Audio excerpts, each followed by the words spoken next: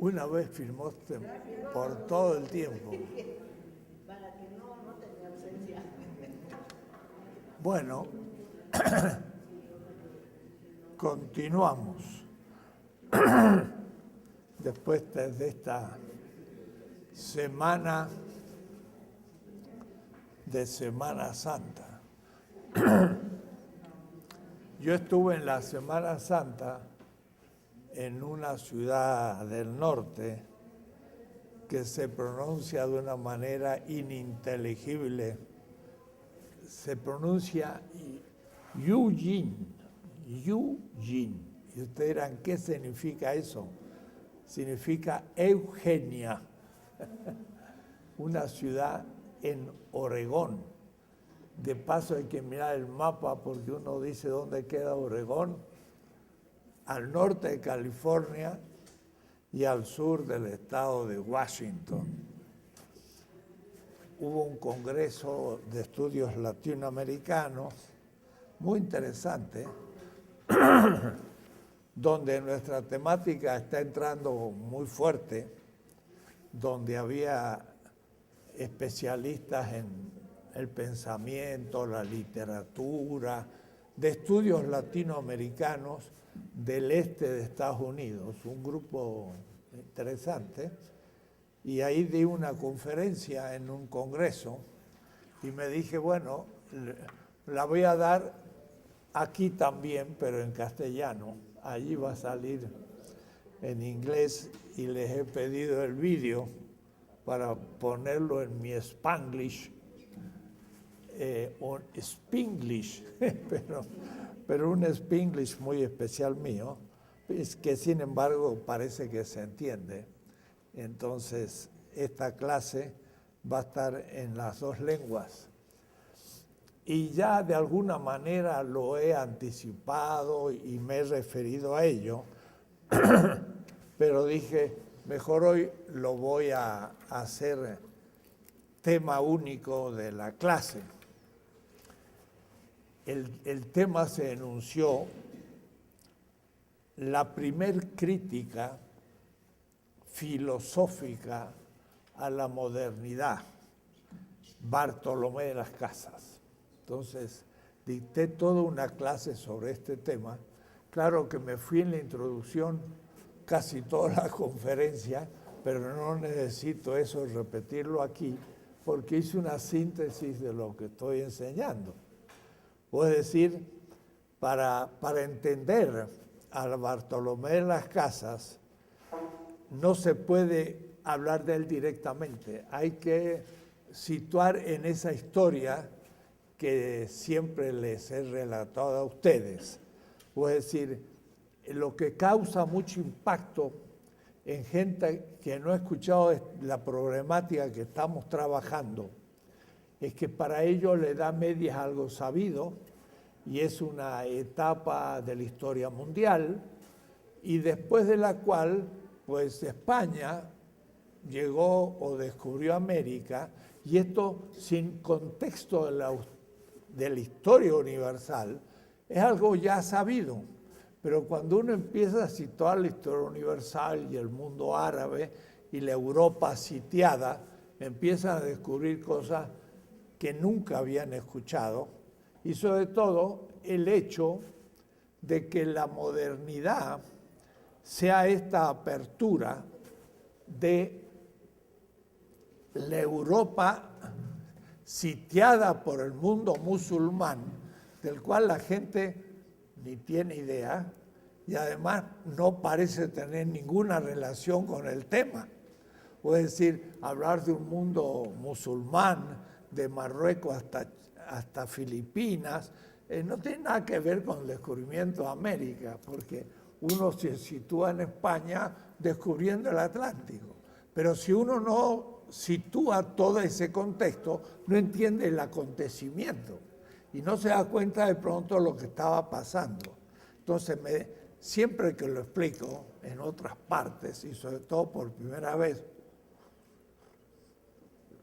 yo veo la cara de la gente que está muy atenta y un poco después dice, me causó un impacto tremendo, porque nunca lo habían pensado. el paso del Mediterráneo al Atlántico. Entonces, me llevó como una hora oralmente explicar el tema y después unos 45 minutos leer mi conferencia magistral al comienzo del Congreso. Ustedes ya han escuchado el tema, entonces lo entienden rápido, pero de todas maneras lo quiero un poco recordar con respecto a este personaje que se estudia en estudios latinoamericanos y en historia, y quizás también hasta en literatura, aunque todavía no he entrado, porque Bartolomé Las Casas tiene un espléndido estilo del castellano. Sabemos que por la conferencia de nuestro colega andaluz, realmente todo partió de Andalucía. Bartolomé Las Casas nació en Sevilla. Isbiliah le llamaban los árabes, en un barrio muy popular de Sevilla que se llamaba Triana, al sur del Guadalquivir. Nació en 484, es decir, 6 años antes del descubrimiento. Nació entonces en el occidente del Mediterráneo, en la parte última, junto casi a Gibraltar, y que miraba hacia el océano Atlántico, pero era parte del mundo mediterráneo. Y Sevilla había sido hasta el 1200 una ciudad árabe, y si los sevillanos todavía tienen un monumento que muestran a todo turista que vaya por Sevilla, en la Giralda. Es un hermoso campanario de la Catedral de Sevilla, pero en realidad es un minarete de la que había sido mezquita de Sevilla, y el arquitecto de esa minarete es el mismo que construyó 6 minaretes famosísimos de Marruecos, el más importante en Marrakech, que es ya al sur de Marruecos, mirando hacia el Sahara. Es un enorme minarete en ladrillo, muy bonito, como el que existe en Sevilla. Es decir, estamos al sur de la Europa, pero lo más arabizado de todo el mundo europeo, allí nace Bartolomé de Las Casas. Es interesante porque nace en el Mediterráneo, diría yo, pero va a ser también de los que vivan desde el primer viaje de Colón la experiencia de la apertura al Atlántico. Así que podríamos decir, nació en el Mediterráneo, pero vivió en el Atlántico, justo en el límite. Entonces, es un personaje impresionante que para mí tiene mucho más valor que el propio Descartes, porque es el pasaje de una cristiandad subalterna, subdesarrollada, periférica del mundo árabe, que va a comenzar a transformarse en el centro. Y uno de los personajes más importantes teóricos, pero también políticos, porque me acuerdo un historiador colombiano que dice Bartolomé era no solamente un gran intelectual, sino un verdadero líder de, no puedo llamarle partido político, pero de una comunidad política que luchó en favor de los indios antes el desastre que va a ser la conquista, que pasa a veces por ser una construcción para los españoles de derecha de lo que ya van a llamar la leyenda negra. Pero la leyenda negra también va a ser un juicio contra la conquista, pero que va a elaborar la Europa del Norte contra España cuando ésta pierde la hegemonía y la hegemonía pasa del sur de Europa al norte de Europa. Y los primeros que van a elaborar esto son los holandeses, o es decir, las provincias unidas de las tierras bajas. Tierras bajas, Holanda, porque es donde el Rin, que empieza en los Alpes, termina a desembocar en el Atlántico, y el delta del Rin es Holanda. Y entonces son tierras bajas, tan bajas que por ahí están menos del nivel del mar. Y ese es el problema que tienen los holandeses, que tienen que poner muros para que no se les venga el Atlántico. Cuando suban unos metros por el aumento de la temperatura, Holanda va a quedar abajo del océano y va a desaparecer. Lo cierto es que en esta región queda una provincia española con Carlos V. Allá por 1610 va a empezar un proceso de emancipación y se van a liberar de España. Y van a usar a Bartolomé de las Casas, su crítica a la conquista, como un gran argumento para mostrar el salvajismo de España, pero que va a ser reproducido por todos después de España. Así que si la leyenda negra le cabe a España, le cabe a toda la modernidad. Más bien nosotros tendríamos que aprovechar de ella. Entonces, me acuerdo en el primer congreso de filosofía del Caribe, que se realizó hace 12 años, el primer congreso más bien de habla inglesa, porque los cubanos y los puertorriqueños de Santo Domingo, pues en realidad están todavía un poco no tan atentos a lo que está pasando como el Caribe inglés, que de un punto de vista teórico, filosófico, crítico, está muchísimo más avanzado. Ese congreso fue el primer congreso del Caribe de habla inglesa y me invitaron a dar la primera conferencia del primer congreso, una cátedra magistral, como le llaman, y el título era El primer filósofo de la modernidad. Y eso me pareció un poco exagerado. Pensar que el primer filósofo de la modernidad hubiera tomado conciencia del tema y sido realmente un pensador del Caribe. Dese en cuenta en Alemania, en Francia, decir, el primer filósofo de la modernidad no fue Descartes, ni Spinoza, ni ninguno de estos ya conocidos. Es alguien que pensó en el Caribe. Ahora, es lógico que así hubiera sido posible, porque la expansión europea, que fue la española, pero dejémosla de llamar española y llamémosla europea, choca con lo desconocido, que de paso pensaban que era el Asia, en el Caribe.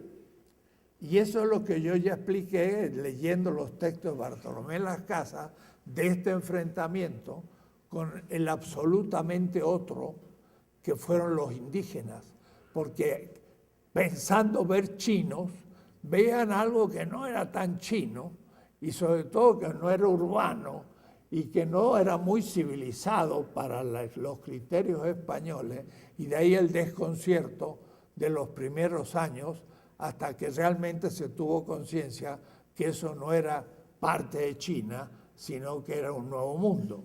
Pero este impacto produce las primeras reflexiones filosóficas de la modernidad. Y en el caso de Bartolomé de las Casas, van a ser las primeras impresiones críticas de lo que está pasando.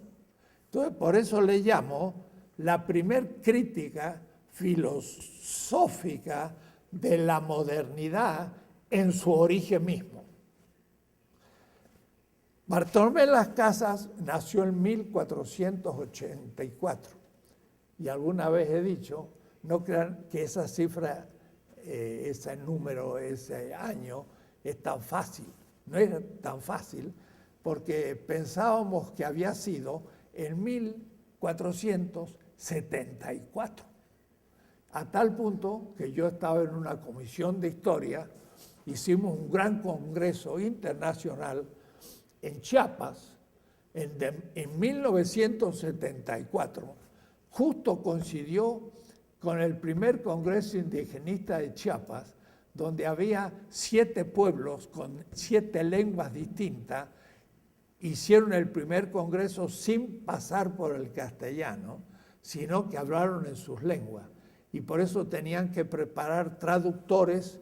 Miren qué complejidad. Traducir 7 lenguas para los 7 participantes. Eran casi 49 posibilidades. Y entonces formaron unos jóvenes, una pequeña escuelita, un mes, donde cada uno repasó de qué lengua indígena a qué lengua podía traducir, y fue el Congreso 74 en Chiapas. Yo estuve ahí y hasta más. Di una charla a los traductores, que eran unos 20, sobre filosofía de la liberación para ver cómo funcionaba, si es que funcionaba.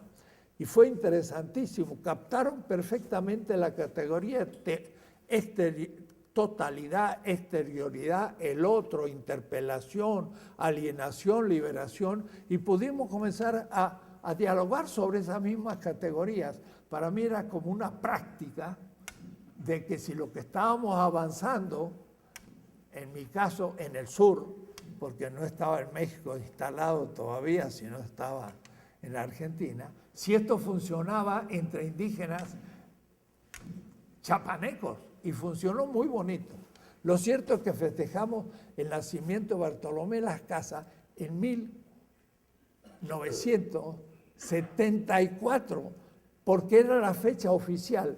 En el interín se descubrió cuando había nacido una historiadora de California y supimos que había sido entonces en 1484. Debo decir que a mí no me sonaba, porque si había nacido en el 74, había llegado a América con 27 años. Del 74 hay 26 años y él llegó en el 502. Entonces era ya demasiado adulto, porque en sus textos parecía que era un muchacho, pero decía yo, bueno, pequeños errores. No, nació Bartolomé más cerca del descubrimiento, 1484. Por eso hicimos un segundo congreso en 1984, en Chiapas de nuevo, y festejamos por segunda vez el nacimiento de Bartolomé Las Casas. Debo decir que yo escribí el artículo Bartolomé de Las Casas en la Enciclopedia Británica. Ustedes pueden ver la Enciclopedia Británica y van a ver que bajo el nombre de Bartolomé de Las Casas está mi nombre, porque descubrí en mis trabajos de Sevilla la importancia de Bartolomé. Y murió en 1566. Fue una larga vida. 14 más 16 hasta los 80 años en la época era una buena edad y fue un hombre extraordinario. Creo entonces que Bartolomé, por lo que vamos a ver, va a ser el primero que va a argumentar de la injusticia que se está cometiendo en el proceso de la conquista. Y tiene conciencia de que es un proceso por primera vez de tal dimensión en la historia universal. Van a ver ustedes un texto en que él va a decir, esto que digo es la primera vez que se dice en la historia. Tal cual. Tenía conciencia de la originalidad de las cosas que estaba viviendo. Y por eso entonces que es muy importante. El argumento es que para los filósofos actuales de los departamentos y las carreras de filosofía, que son eurocéntricos y dependientes de la visión europea, sin lugar a duda, el pensamiento moderno empieza con Descartes. Descartes, que nació allá en el 1596, terminando el siglo XVI, o es decir, 96 él y 84 Bartolomé de las Casas, un siglo antes. Y justamente ese siglo es el siglo que parece que no hay filosofía moderna, lo que hay son teología y teología escolástica. Y la teología escolástica, como su nombre lo indica, escolástica, es feudal. Entonces la filosofía moderna empieza al comienzo del siglo XVII. La cuestión es de que el método de la filosofía del siglo XVI es preponderantemente escolástico, aunque Bartolomé ya cuando va a argumentar, no argumenta de la manera escolástica de cuestiones, objeciones, respuestas y respuesta a las objeciones, que era el método que los árabes habían empezado y los medievales les llevan a su culminación, lo cual debo decir era muy lógico, muy pedagógico y muy bien estructurado. Empezaban por las objeciones a una pregunta y ponían todas las objeciones. Luego resolvían las objeciones en el corpus, le llamaban del artículo, y luego, a partir de la respuesta del corpus, iban refutando una por una las objeciones que se habían puesto a sí mismos, pero que muchas veces recolectaban de muchos otros autores. Había verdaderas enciclopedias pequeñas con objeciones. Entonces también ellos no crean que inventaban todo. Iban a ver qué objeciones había y estaban ya bastante estipuladas y organizadas. Piensen ustedes que Tomás de Aquino muere a los 49 años, apenas a los 50, tiene una obra gigantesca. Y cuando uno se da cuenta los miles de cuestiones que planteó y los decenas de miles de objeciones y respuestas que dio, era porque tenía todo ¿qué diría yo? Recursos pedagógicos muy importantes que era muy fácil utilizar porque estaba bastante codificada la cuestión. La escolástica es medieval árabe, más árabe que medieval, pero el contenido de lo que se discute era moderno. Y entonces todos los historiadores de la filosofía deciden que el siglo XVI, por ser escolástico, es todavía feudal, sin ponerse a leer las cuestiones que se planteaban, que eran completamente modernas. Y entonces vamos en septiembre a dedicar 3 días a Francisco Suárez. Francisco Suárez es siempre tratado en la historia como parte de la filosofía medieval y se lo confronta a Tomás de Aquino, a Duns Scotus y a problemáticas de Edad Media. Francisco Suárez es el más importante ya sistemático de la filosofía moderna, al cual leyeron todos los primeros filósofos de la modernidad. Es decir, Descartes, Spinoza, Vico, Wolff, Hooker, todos leyeron a Suárez, porque Suárez es el que da el punto de partida del pensamiento del siglo XVII, pero es decretado un filósofo medieval. Bartolomé de las Casas ni siquiera es decretado un filósofo, porque él tiene un discurso teológico, pero con una argumentación filosófica muy bien construida. Entonces tiene una filosofía explícita, pero a veces en polémicas teológicas. Pero no hay que olvidarse de lo que dice Marx.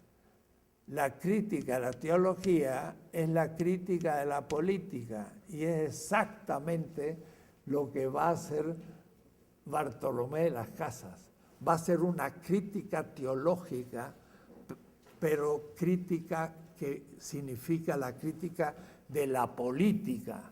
Él va a decir, el rey de España no tiene ningún derecho sobre las Indias, y el Papa que le dio al rey de España los derechos para que lo evangelizara, tampoco tiene el Papa ningún derecho, y lo argumenta y ya vamos a ver. Es decir, le quita a los europeos toda la legitimidad de la conquista de América. Eso es filosofía del derecho. O es decir, los grandes temas del siglo XVI son de antropología primero. ¿Son los indígenas seres humanos? Nada menos. Y luego sobre ellos se monta el derecho. ¿Tenemos derecho a la conquista? Y luego, ¿tiene el rey de España derecho a poder instaurar un nuevo orden? Este es un tema político, pero no es todavía ontológico. Pienso, luego soy. Todavía no, pero es un siglo de ética, antropología, política, filosofía del derecho fundamental, porque va a darle a los europeos el derecho de la colonialidad. Entonces, la modernidad se construye en la relación modernidad-colonialidad. Hay que darle a la modernidad el derecho de la conquista. Una vez que se ha hecho eso, ya se puede continuar con toda ingenuidad y sin tener que probarlo. Entonces, ni Descartes, ni Hume, por ejemplo, o el mismo Hobbes antes, prueban el derecho de los europeos a la conquista de sus colonias. Eso ya está hecho en el siglo XVI. John Locke, no. John Locke le agrega nuevos argumentos a los derechos de conquista, porque está pensando ya no en la conquista española, sino en la del norte, que no era Nueva Inglaterra, sino Nueva Holanda. Y la ciudad de New York se llamaba Neue Amsterdam. Y cuando los ingleses vencen a los holandeses, a las colonias holandeses de Nueva Holanda le ponen Nueva Inglaterra, y a la ciudad de Nueva Ámsterdam le ponen Nueva York. Lo interesante es que en Nueva Ámsterdam había judíos españoles expulsados a Curazao, y que ahí llegaron a Nueva Ámsterdam. De tal manera que los judíos de New York son más antiguos que los anglos de Nueva York. Y por eso Wall Street está ahí, y por eso los judíos son tan importantes en New York, porque son más antiguos que los propios ingleses y colonos ingleses, que venían de España para mostrar el asunto. Bartolomé entonces llega a América en el 1502. Tenía 16, 17 años. Era un jovencito. Fue soldado del gobernador Velázquez de Cuba. Pasó por Santo Domingo, pero se instaló en Cuba. Quiere decir que fue de los primeros realmente que llegaban. Llegó en 1502, a 10 años del descubrimiento de América, y le tocó pacificar la isla de Cuba. Y entonces él dice, y pacificamos la isla de Cuba. Es decir, matamos a todos los que querían vivir en libertad. Miren, ahí nomás el soldadito muestra su conciencia ya crítica en medio de algo que era muy crítico, ¿no? Pero estando en Santo Domingo, en el 1511, en el 12 habrían cumplido 20 años del descubrimiento, a él le tocó estar presente cuando Pedro de Córdoba y Antón de Montesinos hicieron la primera crítica al proceso de la conquista. Era una pequeña choza donde vivían los dos dominicos que salieron justamente de Ávila. Y una vez hace años hubo una conmemoración en Ávila recordando en España a estos dos dominicos que salieron muy jóvenes también y se fueron a América. Y entonces ellos predicaron al grupito de colonos en una choza que era, y retomaron un texto de Isaías en donde Isaías grita, yo soy la voz que clama en el desierto. Claro, en el desierto arábigo, ¿no? Pero ellos entonces toman el texto, la Vulgata, y digo, ego vox clamante in decerto. De paso aparece el ego, pero no es un ego cogito, sino ego vox clamantis in decerto. Es decir, es una voz que clama en el desierto contra los conquistadores. Y le dice, yo soy la voz que clama en el desierto. Todos vosotros estáis en pecado mortal. Ese era el juicio teológico de la época. En él vivís y morís por la crueldad y la tiranía que usáis con estas inocentes víctimas. Ese texto es de la historia de las Indias, de Bartolomé Las Casas. Libro 3, capítulo 4, etc.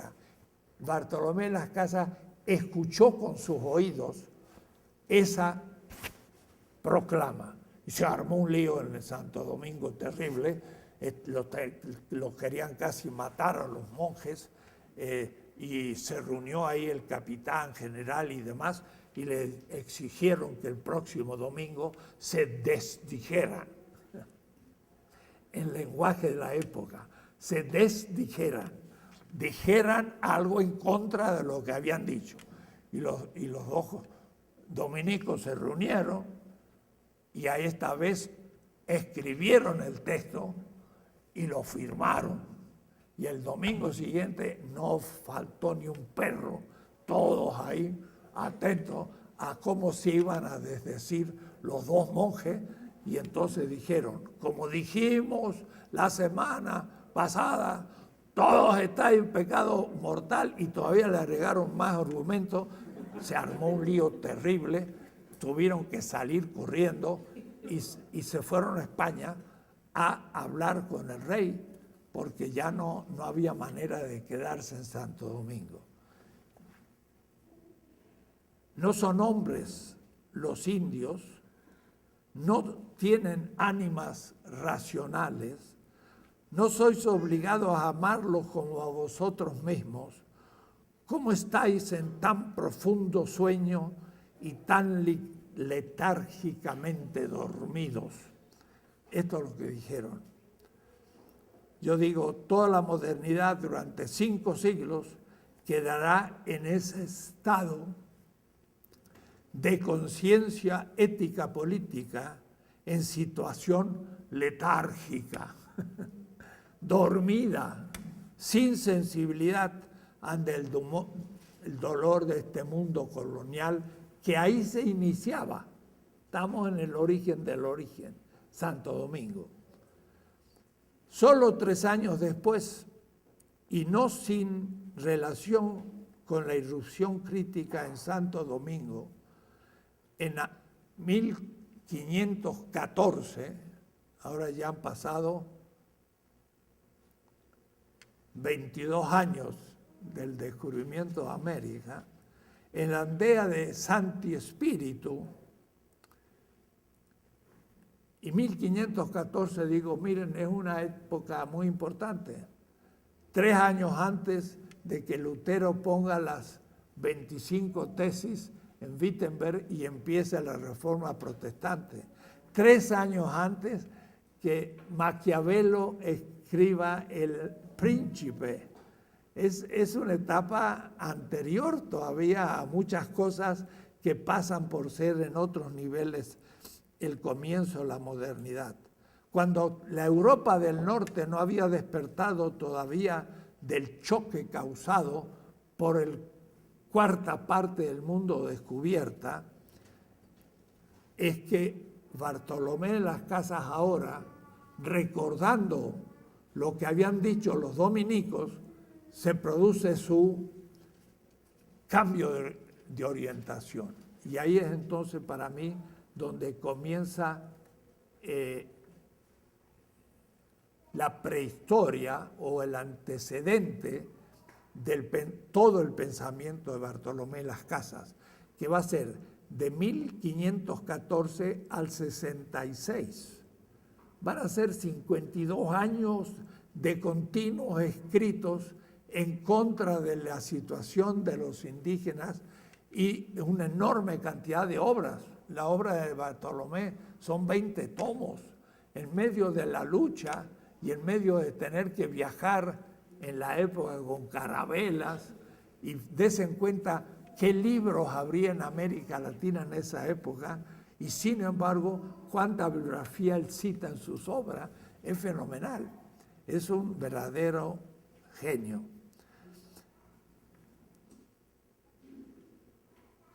En el 1514, digo, va a ser su momento importante. De esta manera, su crítica teológica incluye siempre una argumentación filosófica que, como he dicho en otras obras, por ejemplo, Marx tiene una filosofía implícita, porque él no escribió prácticamente fuera de la miseria de la filosofía. No escribió Marx propiamente textos filosóficos, sino económicos, pero hay una filosofía implícita que uno puede sacar muy fácilmente y se refiere a Hegel. Bartolomé de las Casas tiene una filosofía, pero es ya moderna, van a ver ustedes, implícita en su crítica. Bartolomé argumenta refutando lo que acontece. Primero, refuta la pretensión de superioridad de la cultura occidental, de la que deduce la barbarie, de la que se deduce los occidentales, la barbarie de la cultura indígena. Entonces, ahí nomás al comienzo, Europa es lo moderno y los indígenas son los atrasados. Eso va a criticar, mostrando la dignidad y el alto nivel civilizatorio que tenían los indígenas, pero no en poquita cosa.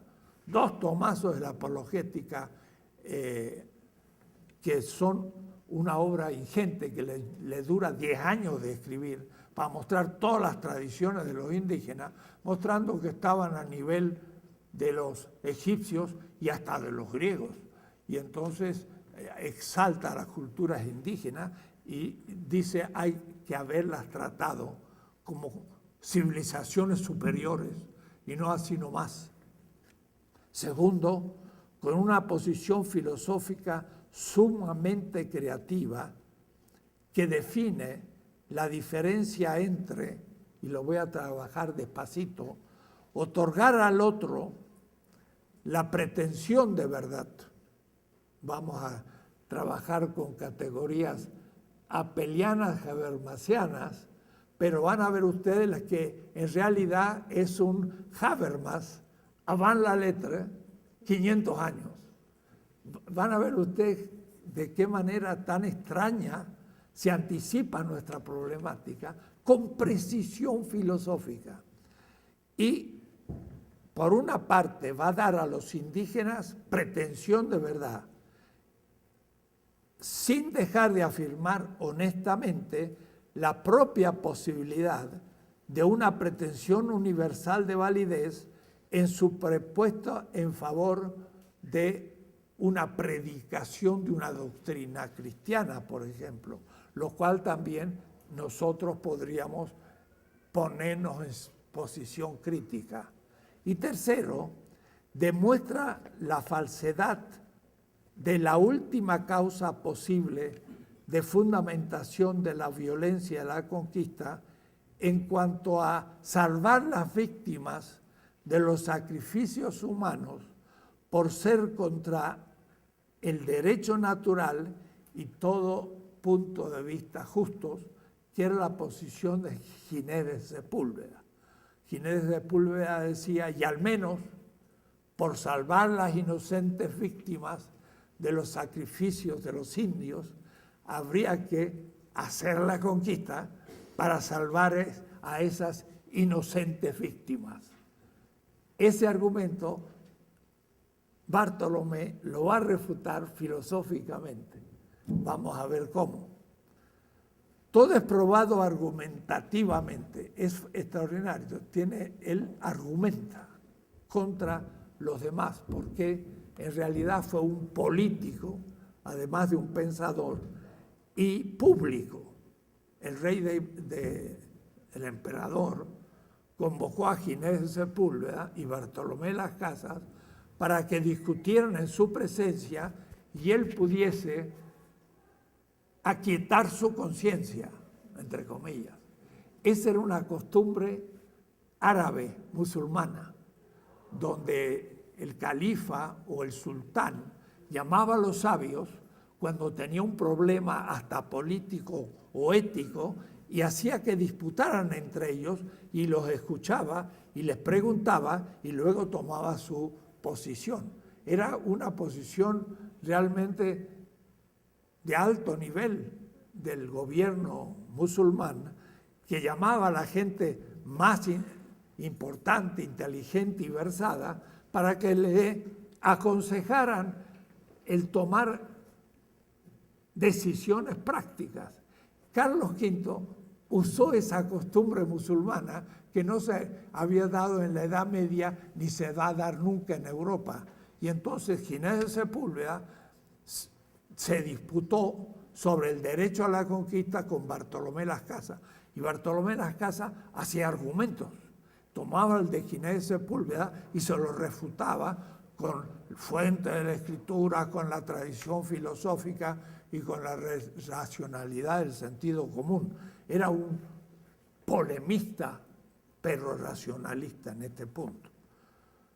Todo es probado argumentativamente en voluminosas obras escritas en medio de continuas luchas políticas desde una praxis valiente y en medio de los fracasos que no doblan su voluntad al servicio de los injustamente tratados nuevos descubiertos del nuevo mundo, el otro de la modernidad naciente. La vida de Las Casas puede dividirse en ciertas etapas. La primera es justamente desde su llegada al Caribe hasta 1514, 12 años. En 1512, soldado de Velázquez. De pronto desaparece del teatro caribeño. ¿Qué ha pasado? Bueno, tiene una vocación sacerdotal, pero no hay en América ningún obispo. No se sabía quién lo había consagrado sacerdote. Una historiadora también de California, no hace mucho, descubrió en archivos de Roma, en una basílica de San Pablo, que ahí está consagrado un tal Bartolomé de las Casas en 1510. Fue ordenado sacerdote en Roma porque no había en América ningún obispo. Volvió a América y dice: soy el primer misacantano de las Indias. Primer misacantano significa, había sido ordenado sacerdote, pero no había dicho su primera misa. Se la reservó para hacerla en Santo Domingo. Y el acólito fue Diego Colón. Miren que si estaba al comienzo de todo. El hijo de Colón le sirvió de acólito a la primer liturgia que hizo una vocación sacerdotal americana, la primera de todas. Y por eso que en 1511 se va a Cuba, pero ya no como soldado de Velázquez, sino como cura encomendero en el pequeño pueblito de Santi Espíritu, que hoy en Cuba es una ciudad mediana. Y en el 2014 se celebró un nuevo aniversario de los hechos que voy a contar después. El joven soldado entonces se va a transformar en cura encomendero. Y un domingo de abril de 1514, el gobernador Velázquez le pidió decir la misa. Y entonces él leyó el texto de ese domingo, pero que resultó ser un texto que se llama Eclesiásticos 34, 20, 22, que era un texto deuteronómico. Significa, era un texto que no formará parte desde que se decide modernamente en el Concilio de Trento cuáles textos son de la Biblia. Pero este libro no va a estar dentro de la Biblia posteriormente. Es un libro crítico del templo y no había el texto hebreo originario, pero hace unos años, 30, 40, en las cuevas de Qumran, se descubrió el texto hebreo de esta cuestión. Es impresionante el texto. Yo lo he tomado en más de un artículo, porque miren lo que dice el texto y lo voy a explicar. El texto dice lo siguiente: es inmolar al hijo en presencia de su padre, ofrecer en sacrificio lo robado a los pobres. El pan es la vida del pobre. Quien se lo quita comete un asesinato. Es matar al prójimo, sustraerle su alimento. Es derramar su sangre, privarlo del salario debido. Y ese texto, al leerlo antes de celebrar, que está en el libro 3, capítulo 79 de la historia de las Indias, mire lo que pone después él.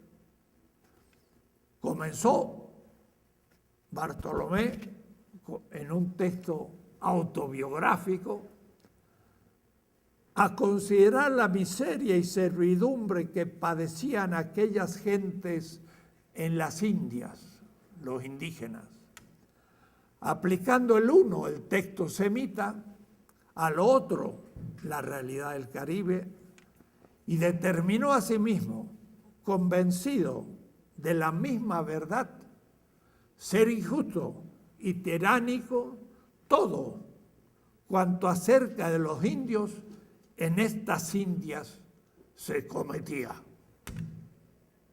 Ese es el texto. Ese es el día en que él interpretó toda la realidad de otra manera. Y aquel filósofo de la primera hora refiere todavía. En confirmación de lo cual todo, cuando leía, era favorable y solía decir y afirmar que desde la primera hora que comenzó a desechar las tinieblas de su ignorancia anterior, nunca leyó un libro en latín o en razón o autoridad para probar o corroborar las justicias de aquellas indianas gentes, o es decir, de los españoles, para condenación de las injusticias que les han hecho y males y daños. Y entonces, en ese momento, cambia completamente y dice: tengo que ir a referir al rey lo que está pasando. Y tenía muy pocas cosas, una yegua y 2 o 3 cosas, las vende y se va para España. Pero lo quiero explicar el texto, porque no se imaginan. Este texto, a la luz de la economía política, es ya de una manera metafórica el tema del plusvalor y a su vez el tomar el texto económico en un contexto religioso. O es decir, la crítica de toda crítica comienza por la crítica de la religión. Aquí está. Vamos a empezar despacito a ver el texto. Esto valió hace muchos años un largo artículo mío que se publicó en 7 lenguas, porque era una revista muy importante. Dice: es inmolar al hijo. Entonces, Bartolomé estaba en Cuba, tenía un altar, él estaba ahí y dice: es inmolar al hijo. Vamos a poner el hijo acá, hijo, en presencia de su padre. Es inmolar al hijo en presencia de su padre, ofrecer en sacrificio lo robado a los pobres. El pobre era el indígena y él le robaba a los pobres aquello que ahora ofrecía a Dios. Y le llama pobre, como Marx cuando dice: el asalariado antes de asalariado es un pauper ante festum, es un pobre ante festo. El pan es la vida del pobre. ¿Qué es el pan? Lo que ofrecía Bartolomé de las Casas a Dios. Pan, un pedacito de pan. Pero el pan es la vida del pobre. ¿Qué es el pan? El producto del trabajo del pobre. ¿Qué dice Marx? El trabajo vivo se objetiva, o es decir, la vida del trabajador se objetiva en el producto, y eso es el valor. El valor es objetivación de vida para Marx. Gegenständliche Leben, a tal punto que el valor, a su vez, metafóricamente, Marx le llamaba sangre, porque en el valor, la circulación del valor en el capital, Marx le llamaba circulación de sangre, Blutcirkulación. Circulación de sangre era la circulación del valor en el capital. El valor es objetivación de vida. Es decir, el pan es la vida del pobre. Está metafóricamente refiriéndose a las mismas estructuras de Marx. ¿Cómo es posible? Muy fácil. Lo he explicado 1000 veces. Marx tiene categorización metafórica semita. Y el texto es semita, porque es judío. Y Bartolomé lo está leyendo. ¿Qué es lo que pasaba? Bartolomé era un cura, pero encomendero. Y tenía indígenas encomendados que trabajaban para él. Y entonces el pan que él iba a ofrecer a Dios era fruto del trabajo de los pobres. Y entonces le agarraba el pan que era el fruto del trabajo de los pobres y le decía, oh Dios, yo te ofrezco este pan. Pero este pan era robado. O es decir, era la muerte del pobre.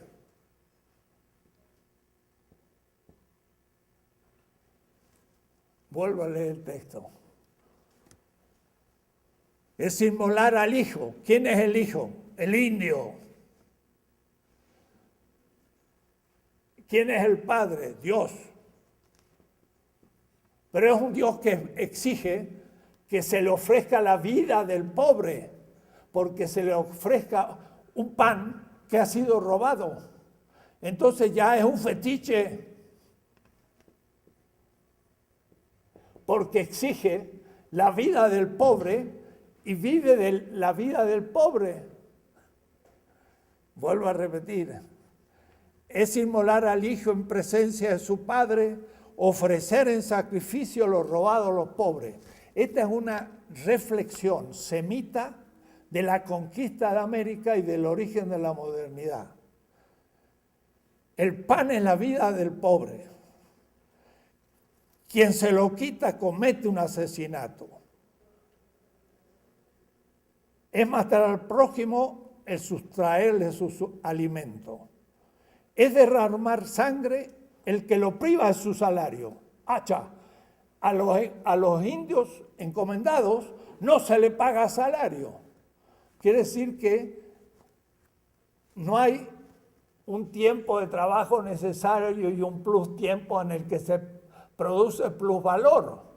No hay salario. Todo el tiempo de trabajo produce plusvalor. Y el plusvalor es la objetivación de la vida y yo se lo ofrezco a Dios. Este no es el Dios, es un fetiche que quiere sacrificios humanos.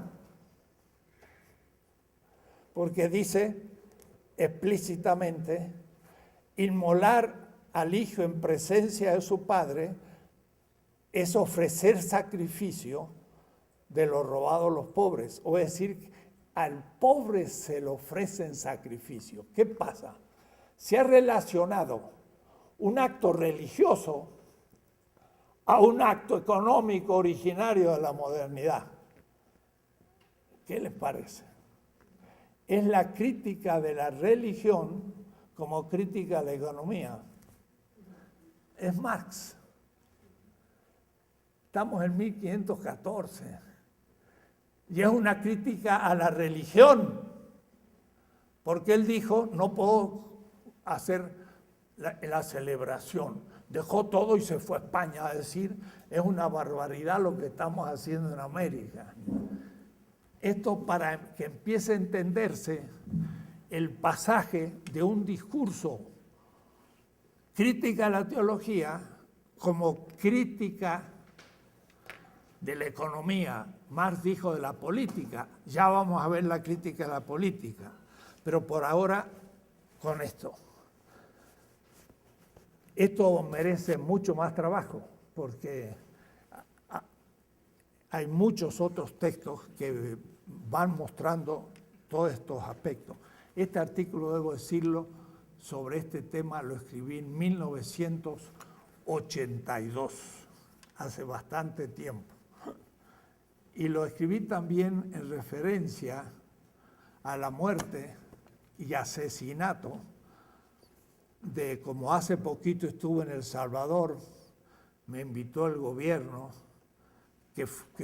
fueron miembros del Frente Farabundo Martí de Liberación Nacional en Salvador, y festejaban muy especialmente a Monseñor Romero, que lo mataron los militares celebrando una liturgia.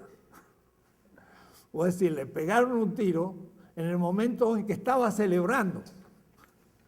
Vean ustedes, si quieren, otro hecho. Sobre el altar cayó el cuerpo de Romero. Entonces yo digo, extraño. Ahora fue Romero mismo el sacrificio, al fetiche, y al fetiche capital, ¿no? Entonces, miren ustedes cómo las metáforas teológicas pueden servir a la filosofía y están en estructura filosófica. Esto es lo que piensa Walter Benjamin. Porque digo metáfora, pero en serio, la metáfora no es un chiste, es una estructura objetiva y racional. Y por eso entonces que la cosa es mucho más grave que los que pensaron que el mesianismo materialista era una metáfora que tenía una fuerza racional gigantesca. Esto lo había visto antes de leer Walter Benjamin. Simplemente al leerlo me di cuenta que había visto lo mismo que nosotros. Pero nosotros habíamos visto más que él, porque no lo pudo aplicar a todas estas cosas del mundo colonial que nosotros estamos viviendo. Para él era más bien algo objetivo para otros. Entonces, de aquí él sale a España, muere Fernando, no puede hacerlo, Cisneros reforma la conquista, manda a los Jerónimos, que eran dos curas, para que reorganicen la conquista y no sé lo que era, pero claro, los pobres entran ahí ingenuos, se los chupa todos los encomenderos y toda la organización que ya se había impuesto Santo Domingo, Cuba, Puerto Rico y todo el Caribe, y fracasa completamente la propuesta de una reforma de la conquista para hacerla justa. Y entonces Bartolomé de las Casas fracasa en todas sus gestiones y lo único que saca es, le dice al rey, mire, permítame que con un grupo de españoles me vaya a lo que hoy es el norte de Venezuela, Cumaná, y ahí vamos a instalar una comunidad de españoles y de indígenas y vamos a hacer una comunidad de justicia y sin dominación. Y entonces ya había logrado 50 familias que se iban a ir al norte de Venezuela, una región donde nunca habían entrado los españoles, para que así los indígenas y los españoles comenzaran a hacer una nueva manera de contacto entre españoles e indígenas. Pero cuando se supo en el Caribe que tenía ese proyecto, invadieron esas regiones donde él había elegido para instalarse, mataron a indígenas y todos los indígenas ya estaban preparados. Cuando llegó a la comunidad, ¡pum!, los echaron y le fracasó al pobre Bartolomé su proyecto. Y entonces, ¿qué pasó? Fracasado, desaparece. De 523 a 1539 pasan 16 años de absoluto silencio. ¿Qué está haciendo? Estudiando. Se pone a estudiar y a trabajar textos en Santo Domingo. ¿Hasta dónde? Hasta llegar al momento en que lo llaman de Guatemala. Pero en ese tiempo él recolecta materiales de la gente que llegaba del Perú, que llegaba ya del sur, que recién estaban llegando, empezaban, y entonces es en el que empieza a apilar todos los materiales con los que va a escribir 2 tomos enormes de la apologética historia de las Indias. Y entonces leemos ahí, han publicado que no eran gentes de buena razón para gobernarse, carecientes de humana policía y ordenada república. Para demostrar la verdad que es en contrario, se traen y copilan en este libro innúmeros ejemplos. Cuanto a la política, digo, no solo se mostraban ser gentes muy prudentes y de vivos y señalado entendimiento que tenían por sus repúblicas, prudentemente regidas, proveídas y prósperas. Todas estas universas e infinitas gentes del todo género crió Dios las más simples, sin maldades ni dobleces, obedentísimas y fidelísimas a sus señores naturales, sin rencillas ni bollicias que hay en el mundo. Y empieza a escribir todas las costumbres de los indígenas para mostrar que estaban más allá de la cultura de los egipcios y mesopotámicos y se igualaban a los griegos. Y entonces dice que esto merece respeto. Esa es la manera, toma a los indígenas como iguales y empieza a argumentar en ese camino. Y de ahí que escribe después la destrucción de la historia de las Indias. Ya eso ya es un libro violento en donde describe las barbaridades que se hicieron. Pero hay un punto donde él trabaja la dialéctica del señor y el esclavo. Esto está detrás del trabajo propio de Hegel sobre el señor y el esclavo. Miren lo que dice en este punto. Dos maneras generales y principales han tenido los que allá han pasado, esto lo escribía ya en España, expulsado de Chiapas y en el exilio, y dice, los que allá han pasado y se llaman cristianos, lo cual significa que para él no lo eran. En extirpar y raer de la haz de la tierra aquellas miserandas naciones. La una, por injustas las crueles y sangrientas guerras. Y él había sido soldado. Y él había pacificado Cuba. Es decir, matado a todos aquellos que pensaban vivir en libertad. Da una definición de la pacificación válida para los norteamericanos. Hay paz cuando maté a todos los que pensaban vivir en libertad. Ahora ya. La otra, después que han muerto, todos los que podían anhelar y suspirar o pensar en libertad, es otro texto de lo mismo, o de salir de los tormentos que padecen, como son los señores naturales y los hombres varones. El texto es extraordinario. Hasta parecería ser feminista. No dice los hombres, sino dice los hombres varones, como si hubiese hombres mujeres, o es decir, hombres como género y varón como especie. Diferencia, ¿no?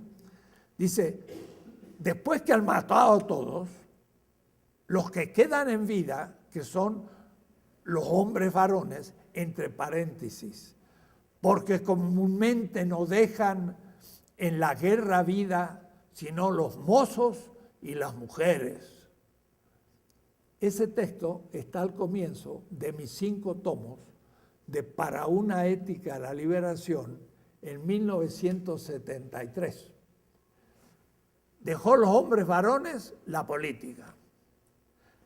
Dejó a los mozos, a los niños, la pedagógica. Dejó a las mujeres la erótica.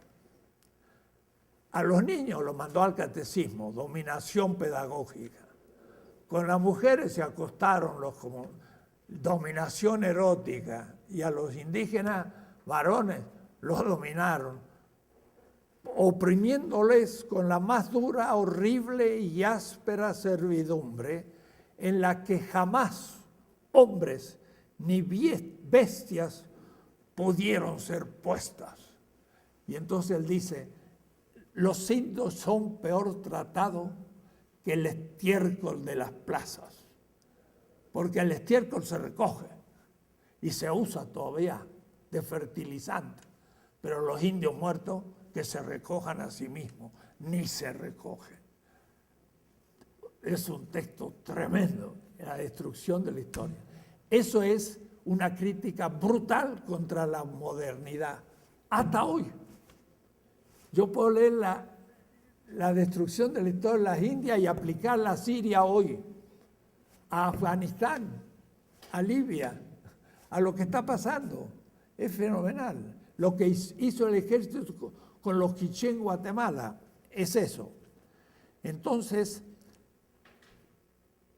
es un texto, el primer relato largo, son 100 y tantas páginas, donde va región por región mostrando las brutalidades que se hacen. Y algunos se lo atribuyen a los españoles. No, los europeos hicieron todo lo mismo. Miren lo que hicieron en Estados Unidos. No, ahí casi ni quedaron, los eliminaron a todos.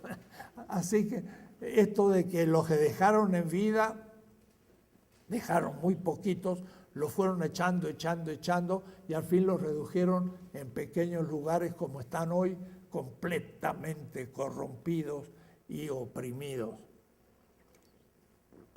Peor que los españoles fueron los anglosajones y demás. Lo cierto que en 1537 escribe Bartolomé, 1537, un siglo justo antes del discurso del método de Descartes. 100 años antes. Si la filosofía moderna empezó con Descartes en el discurso del método, Bartolomé de las Casas, un siglo antes, hizo la crítica a la modernidad, del cual Descartes expuso su fundamentación ontológica. Y en eso fue el primero. Descartes formula el fundamento de la modernidad ontológicamente, pero Bartolomé de las Casas critica las razones éticas y políticas del nacimiento de la modernidad. Quiere decir que es más radical y no se pone a construir el nuevo mundo con conciencia inocente, porque ya para Descartes hasta va a hablar de que lo que escribe es como el descubrimiento de un nuevo continente, pero teórico, porque el continente geográfico que ha sido ya descubierto y conquistado, es obvio que es lo que es, que una conquista de Europa y una colonia europea, y no se pone en cuestión. En cambio, Bartolomé, que la está viendo construirse a la colonialidad, la critica como injusticia y dice, esto no puede ser. Para Descartes ya es un hecho.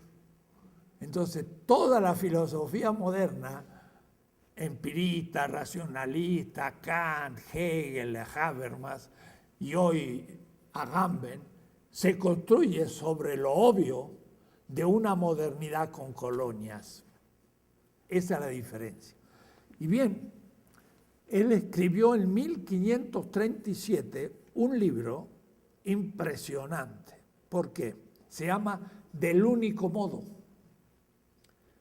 Porque lo llaman en Guatemala para ver si puede ir a entrarse con los indios mayas del actual Yucatán, pero desde Guatemala, para pacificarlos, porque son indios de guerra. Y entonces Bartolomé de las Casas se pasa un año escribiendo un libro casi de 1000 páginas, del cual se tienen solo el capítulo 5, 6 y 7, y son como 400 páginas de ese texto.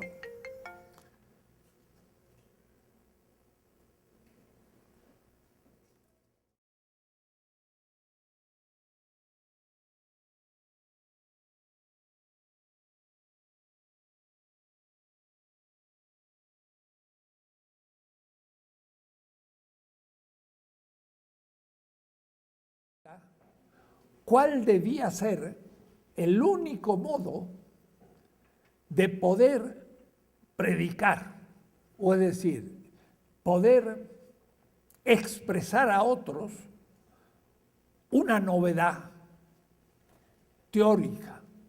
O es decir, ¿cómo se puede enseñar a otro de otra cultura los contenidos de la verdad de otra cultura, que era el enfrentamiento entre españoles e indígenas? Y entonces él lo que va a explicar es el único modo que hay para hacer esa comunicación de una verdad de una cultura a otra de manera racional, ética y política. Y entonces ahí llega a un nivel increíble porque es el marco teórico que necesitamos para el diálogo intercultural hoy.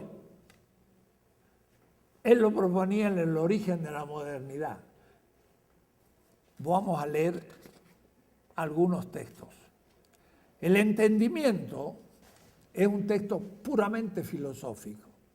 El entendimiento conoce voluntariamente cuando aquello que se conoce no se le manifiesta inmediatamente como verdadero, siendo entonces necesario un previo raciocinio para que pueda aceptar que se trata, en el caso, de una cosa verdadera, procediendo de una cosa conocida a otra desconocida por medio del discurso de la razón. El tema es el siguiente. Yo creo tener la verdad. Eso hoy le llamamos pretensión de verdad. Truth claim en inglés o Wahrheitsspruch en alemán, en el pensamiento Appel, Habermas, la hermenéutica. Yo pretendo tener la verdad. ¿Cómo puedo hacer para que mi verdad sea aceptada por los demás? Tengo que argumentar. Y si logro que los otros acepten mi argumento, eso lo dice Velmer en Ética y Verdad y Diálogo, entonces todos estamos de acuerdo. Es el acuerdo habermasiano. Y en ese caso, lo que tenía pretensión de verdad, en mi caso, pero sin el acuerdo de los otros, cuando los otros aceptan mi argumento, ahora tiene, además de pretensión de verdad, cumple la pretensión de validez. He insistido mucho la diferencia entre verdad y validez que no acepta un Appel y Habermas, pero sí un Bartolomé de las Casas. No es lo mismo tener una comunidad de comunicación, una relación con la realidad, y en ese caso tengo pretensión de verdad. La pretensión de verdad es la actualidad en mi cerebro de la realidad de la cosa. Y puede estar en disidencia, como Galileo, que dice, el Sol es el centro del sistema y todos no lo creen, no lo aceptan. La pretensión de verdad de Galileo va a tener que ser justificada. Y cuando lo justifica ante la comunidad, va a tener validez. Tener validez significa ser aceptado por la comunidad. Tener verdad es acceder a un aspecto de la realidad. Pero cuando el inventor accede a algo nuevo de la realidad, queda en disidencia. Lo que dice es inválido para la comunidad. Si no le prueba que es válido para ellos, y entonces pasa a ser una verdad válida. Lean ustedes eso en mis obras ya, en la ética, en la filosofía de la liberación, que es un tema central. Esto lo tiene Bartolomé Las Casas perfectamente claro. Porque miren lo que dice. Si yo le propongo a otro algo que yo tengo por verdadero, no significa que para él es verdadero. ¿Cómo hago que lo que para mí es verdadero lo sea para él? Entonces, él tiene como punto de partida una no aceptación de mi verdad mientras que no lo pruebe. O es decir, mi verdad es para él inválida. Pero, dice él, cuando yo empiezo un diálogo, el otro todavía no sabe lo que yo le digo porque no ha incorporado mi mundo. Es el tema, yo estoy en mi mundo y el otro me dice algo.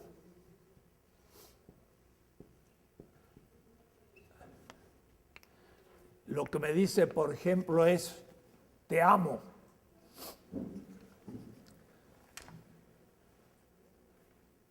¿Qué significa para el otro amor?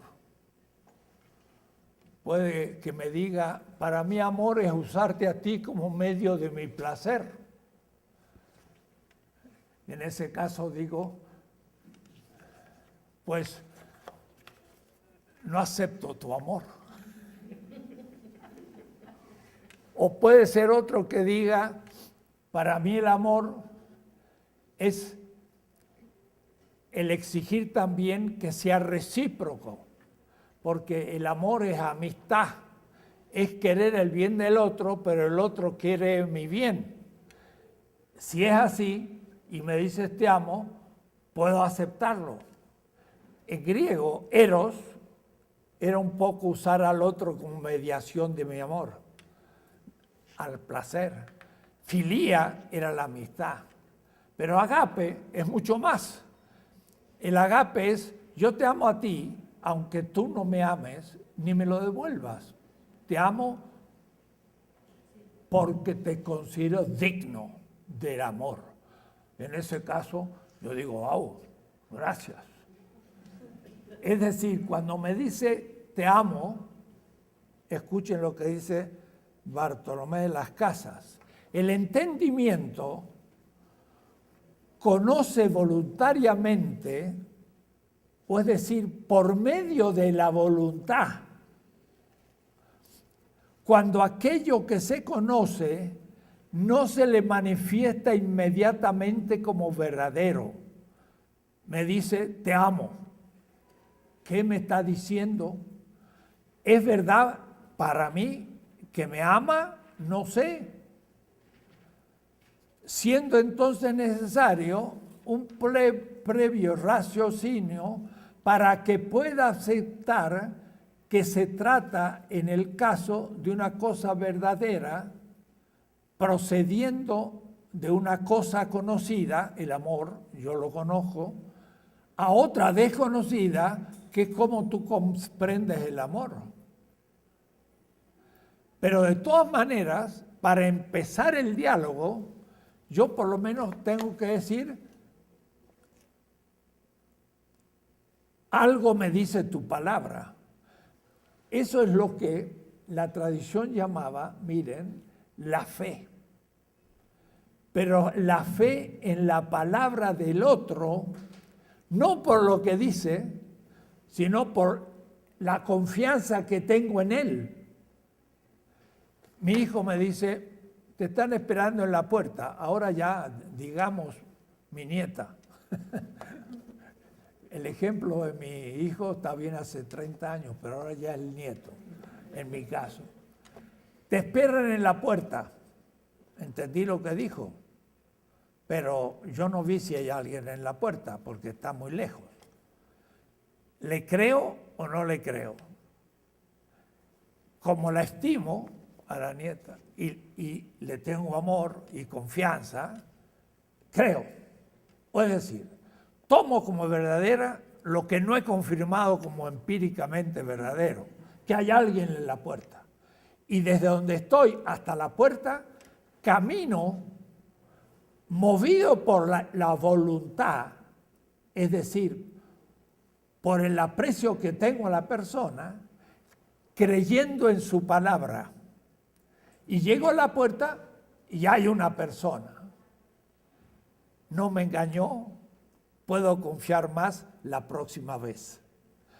Llego a la puerta, no hay nadie, me engañó. Bueno, era un chiste.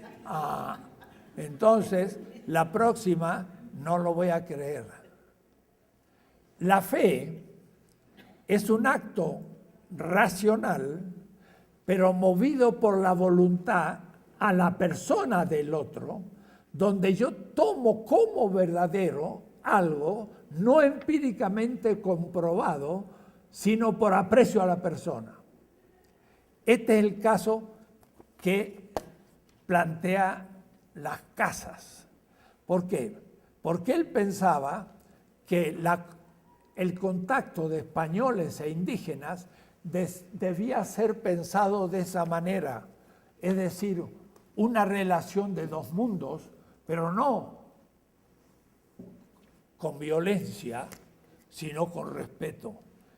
El español debió haber llegado y haber hablado al indio, respetado su mundo y haberle dicho una palabra que el otro podía no aceptar. Y si no aceptaba, tenía que argumentar de otra manera hasta que estuvieran de acuerdo. Pero los españoles, ¿qué hicieron? Llegaron a América y en vez de respetar al otro, lo metieron en su mundo como una mediación porque lo alienaron. Y no le argumentaron nada. Lo vencieron y lo pusieron en la encomienda a su servicio. Fue un acto de dominación. Y eso es lo que Bartolomé critica. No argumentaron, ejercieron la violencia. Y eso es irracional. Pero los textos miren cómo dicen más a fondo.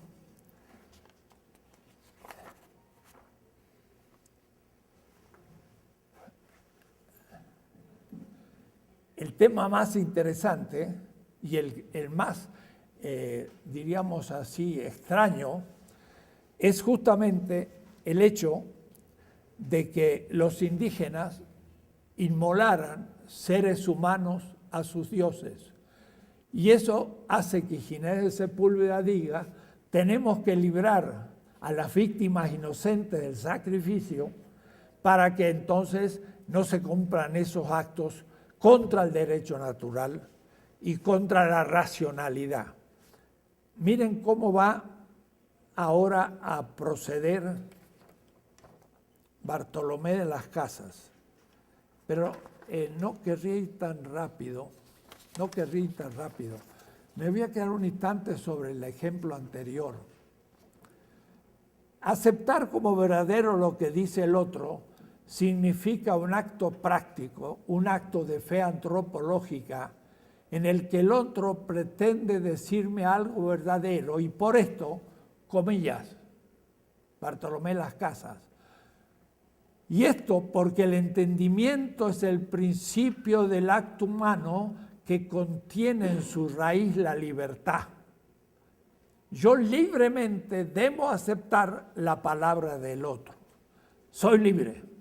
Y él otorga al indígena libertad. Efectivamente, dice Bartolomé, la razón toda de la libertad depende del modo del ser del conocimiento. Si yo se lo impongo, no es libre. Si yo lo respeto, sí, porque en tanto quiere la voluntad, en cuanto el entendimiento entiende. Si yo no violento la voluntad, si no la respeto, la voluntad va a estar disponible a aceptar lo que yo diga. Pero lo más interesante es que él dice, yo tengo que hacerlo y proponer, comillas, de un modo persuasivo por medio de razones en cuanto al entendimiento y suavemente atractivo en relación con la voluntad. O es decir, si yo le digo algo a alguien, tengo primero tener respeto, tener una actitud que él llama suave, atractivo. El otro me debe amar. Y entonces su inteligencia estará disponible a empezar a escuchar lo que yo digo. Pues no se cumplió ninguna de las dos condiciones en la conquista. Fueron violentos como animales y luego no dieron ningún argumento, sino predicaron el catecismo como pretensión mía de verdad que te impongo, porque hubo un diálogo en 1525 entre los flamatinis y los franciscanos, pero después de 2 días, la verdad, los franciscanos se aburrieron y dejaron de dialogar. Y nunca más dialogaron hasta los acuerdos en Chiapas, que tampoco después hicieron acuerdos. O es decir, nunca hubo un diálogo entre iguales. Y entonces él dice, no se cumplen las condiciones para poder realmente hacer que el otro acepte la verdad. Y en el caso límite es esto, dado que ellos los indios se complacen en mantener que al adorar sus ídolos, adoran al verdadero Dios, y Él se lo concede, adoran al verdadero Dios, y a pesar de la suposición de que ellos tienen una errónea conciencia, hasta que no se les predique el verdadero Dios con mejores y más creíbles y convincentes argumentos, sobre todo con el ejemplo de una buena conducta, ellos están sin duda obligados a defender el culto a sus dioses y a su religión. O es decir, le concede al otro pretensión de verdad. Tus dioses son verdaderos, mientras que yo no te demuestre que son falsos. Y mi pretensión de verdad, de que mi Dios es verdadero, debo con argumentos y ejemplos dárselo.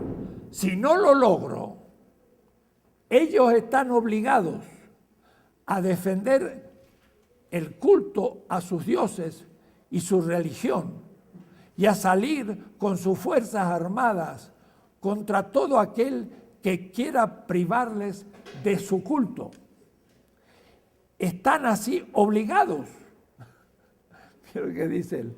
Si yo no los he mostrado que son falsos, son verdaderos.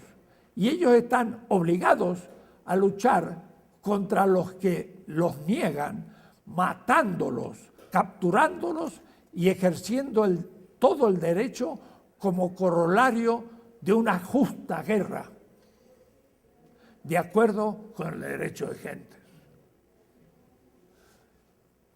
O es decir, él dice, ellos tienen razón de defenderse si usted no los han convencido. Yo creo tener la verdad, pero también le concedo al otro. Y tenemos que discutir para llegar a un acuerdo. Pero lo más grande es el sacrificio humano. Mire lo que dice. Los hombres. Esto es más que el escéptico que escribió L'Essai, Molière, que se pone en lugar de un persa.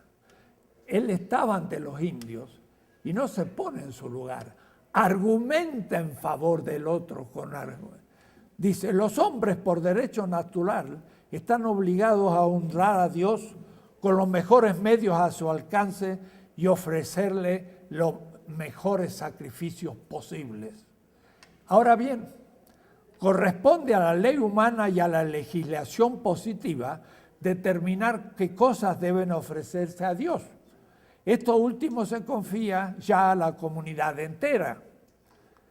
La naturaleza dicta y enseña que a falta de una ley positiva que ordene lo contrario, deben inmolar incluso víctimas humanas al Dios, para ellos verdadero, de manera que al ofrecerle una cosa, la más preciosa, se muestren especialmente agradecidos por tantos sacrificios recibidos. Yo digo, de nuevo puede verse, como siempre, al otorgar al otro la pretensión de verdad. Él dice, son falsos, pero considerados como verdaderos. Llega Bartolomé al máximo de conciencia crítica posible para un europeo en las Indias.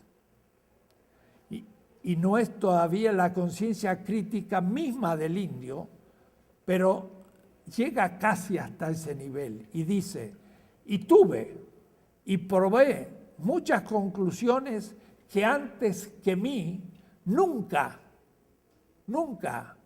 hombre, osó tocar o escribir, y una de ellas fue de no ser contra la ley ni razón natural ofrecer hombres al Dios, tenido como verdadero en sacrificio. ¿Qué le parece? Eso Bartolomé de las Casas. Hasta sacrificios humanos le justifican.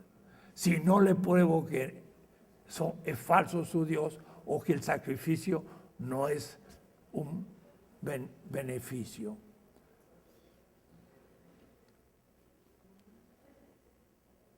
Ningún rey o gobernante, dice Bartolomé, por muy supremo que sea, puede ordenar y mandar nada conveniente a la república en prejuicio del detrimento del pueblo, populi, y de sus súbditos, sin haber tenido el consenso de ellos en forma lícita y debida. De otra manera no tendría validez por derecho. Nadie puede legítimamente, en latín legitime, inferir prejuicio alguno a la libertad de un pueblo, libertate populorum suorum, si alguien decidiera en contra de la común utilidad del pueblo sin contar con el consenso del pueblo, consensus populi, serían nulas tales decisiones, nulas. La libertad, libertas, es el más precioso y estimable bien que un pueblo libre pueda tener. Para poder hacer la conquista, tendrían que tener el consenso de los indios, y no lo tuvieron. Es ilegítima. Es una argumentación post-habermasiana. 5 siglos anticipado. Esto atentaba contra la pretensión del rey de ejercer el valor absoluto. Las Casas tiene claro que la sede del poder es el pueblo. Y yo lo demuestro en mi filosofía política. Y por ello la legitimidad de las decisiones políticas se fundan en el previo consenso del pueblo. El consenso del pueblo es lo legítimo. La ley se dicta desde el consenso. Y si la ley no tiene consenso, es injusta y yo no la cumplo y soy justo. Estamos en el primer siglo de la modernidad y en el primer siglo del derecho europeo. Termino porque ya es la hora, pero mire qué texto. Todos los infieles de cualquier secta o religión que fueren, en cuanto al derecho natural y divino y el que se llama derecho de gentes, justamente tienen y poseen señoría sobre sus cosas. Y también con la misma justicia poseen sus principados, reinos, estados, dignidades, jurisdicciones y señorías. El regente o gobernador no puede ser otro sino aquel que toda la sociedad y la comunidad eligió al principio. Son los reyes, los incas y los de los aztecas los únicos legítimos. Es obligado, por lo tanto, el rey, nuestro Señor, so penas de no salvarse, de restituir aquellos reinos al rey inca, sucesor y heredero de Huanca Cápac y de todos los demás incas, y poner en ello toda su fuerza y todo su poder. Hay que volver a restituir las autoridades indígenas. Se trata de la obra más argumentada racionalmente de potestate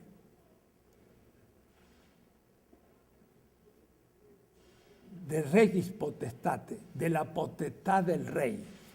Y entonces es un libro entero, 1542,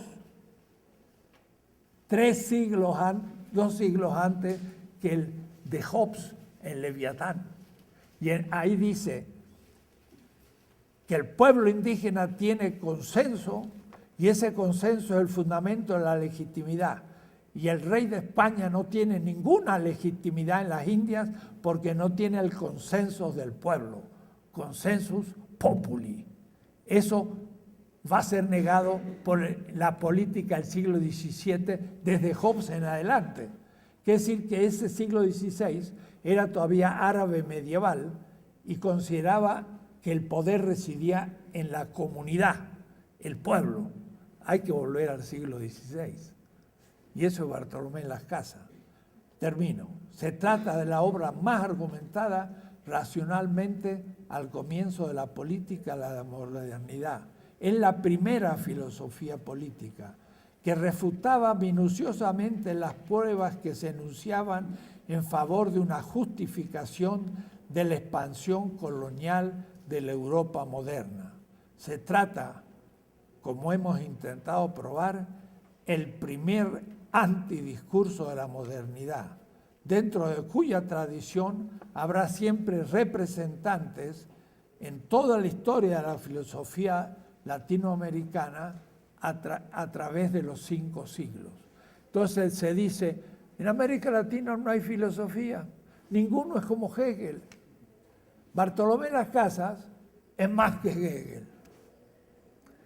Negó aquello que Hegel sacralizó, que fue el Estado moderno europeo imperial, ante el cual todo otro Estado no tiene derecho.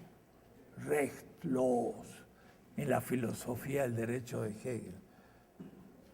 El antidiscurso filosófico crítico de Las Casas será usado por los rebeldes de los Países Bajos para emanciparse de España al comienzo del siglo XVII. Nuevamente será releído por la Revolución Norteamericana. Volverá a releer a Bartolomé Las Casas. En la independencia nuestra, Bartolomé Las Casas fue reimpreso a la destrucción de las Indias para luchar contra España, y aún Bartolomé Las Casas es referido por los latinos. Derrotado políticamente, su filosofía irradiará como crítica de la política, la ética, la antropología, hasta el presente. El primer gran filósofo de la modernidad crítico. El primer constructor de la filosofía política moderna como dominación va a ser Ginés Sepúlveda. Ese va a justificar la modernidad y va a justificar la dominación del indio. ¿eh? Entonces, eso ya sería para entrar en la etapa crítica de la modernidad. Bueno, este fue el tema que traté en Eugene, en Oregon, y la gente quedó bien entusiasmada y estamos ahí trabajando. La mayoría, la verdad, eran gente que conoce América Latina, pero había algún profesor del departamento de filosofía propiamente dicha, y bueno, empiezan a escuchar otro lenguaje novedoso para la filosofía europeo-norteamericana. Esto es novedad filosófica histórico-mundial. O es decir, somos los primeros, como dice Bartolomé Las Casas, en comenzar a recordar estas cosas, porque estamos en una nueva época filosófica. Entonces, yo salgo por ahí afuera y veo la reacción. He estado en la India, he estado en Marruecos, he estado en Eugene, en Bogotá, etcétera. Uno se mueve y ve cómo funciona este discurso. Le digo que funciona muy bien y no se despierta la más mínima objeción, porque como no saben nada, ¿cómo van a objetar? Pero los nuestros, de la facultad, ellos sí creen saber, pero están repitiendo los que cuando uno les habla se quedan desconcertados y son sus maestros. Estos son repetidores nomás, hay que soportarlo, que se mueren de viejos, porque no van a cambiar de idea, pero están en lo superado, están en lo viejo. Por eso les digo a los alumnos, no empiecen por la decadencia, compañeros. Móntense en lo que va a funcionar en el futuro. De eso estoy absolutamente convencido. Y de paso, en septiembre vamos a tener un diálogo sur-sur en Ohio, Dayton, con gente del África, Asia, América Latina, y ahí vamos a empezar a practicar todas estas cosas. Y va a surgir un movimiento del diálogo sur-sur filosófico. El norte, que siga con sus temas, que los muertos entierran a los muertos, dije a alguien. ¿Se entiende ahora? Los muertos entierran a los muertos, pero los que quieren vivir, dejen a los muertos y entren en las nuevas rutas, porque acá hay todo por inventar. Hasta el miércoles.